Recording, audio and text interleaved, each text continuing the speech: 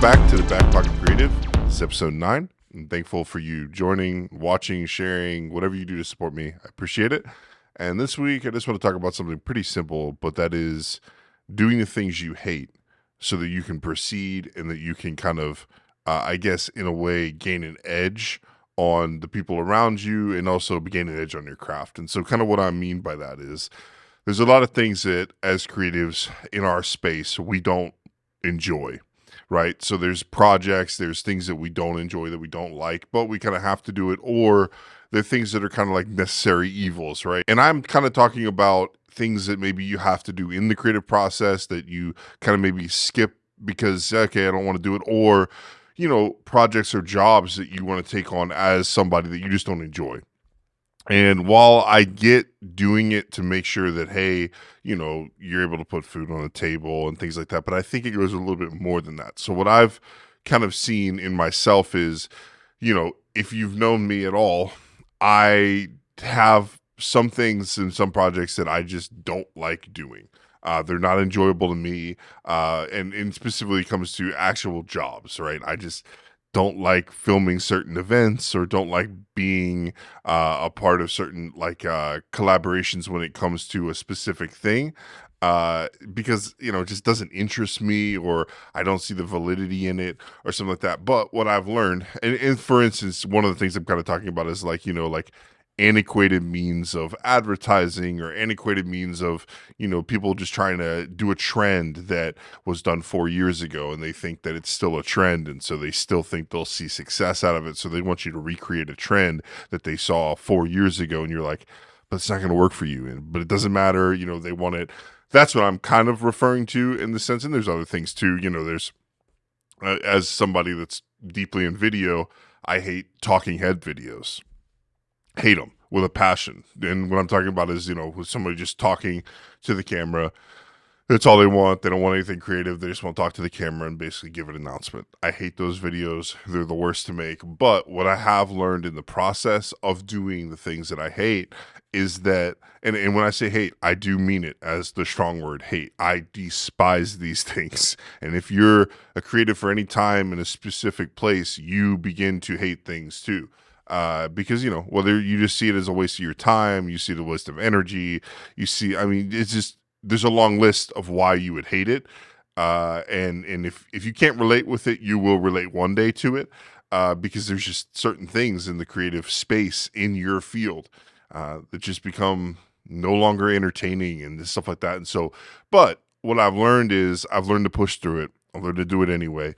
And through that, I think that it's opened up things to me that I didn't necessarily realize I needed. So whether it be relationships, right? Like I've done stuff that I didn't enjoy, and then all of a sudden I'm sitting, with the person, and it opens a door to a relationship I really needed to further my career or to further a certain area of my life. Or, I'm doing something in the project and I learn I need to do this, that, the other to accomplish this. And it kind of helps you in a different area, especially when it comes to trying to, I guess, revitalize something that you hate, and it kind of forces you and challenges you to tap into a creative side that you don't normally tap into, like in the sense of, okay, I want to make this special, I want to make this good, but I don't exactly enjoy it. But you know what, I'm going to push in to the hardest part of me, which I never tap into, and I'm going to tap in, and I'm going to make it the best it possibly can.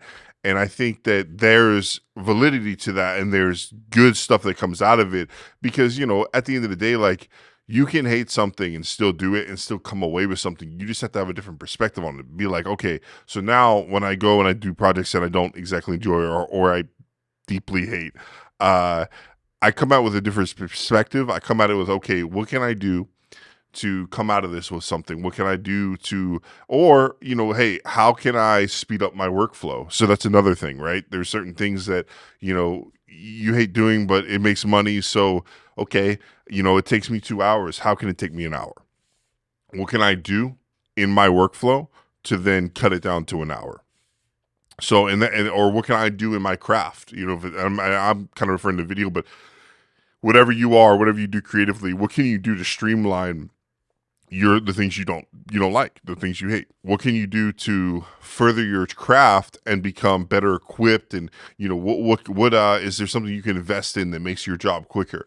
I know, so specifically for like talking head videos, there's like a plugin that you can use in certain editing softwares that will take the dead air out of interviews. So say, you have a talking head video, it'll actually pre-cut all the dead noise and take it out.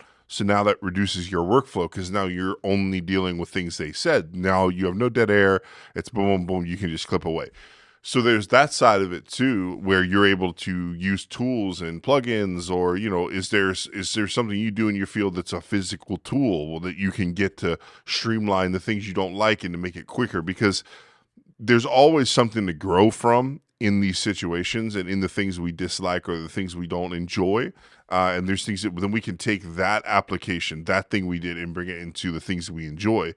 Because I've learned how to streamline myself in editing, and then, oh wow, it got, and I did an editing on like a talking head video. Now, I can use these types of things for other videos that I enjoy or other projects I enjoy.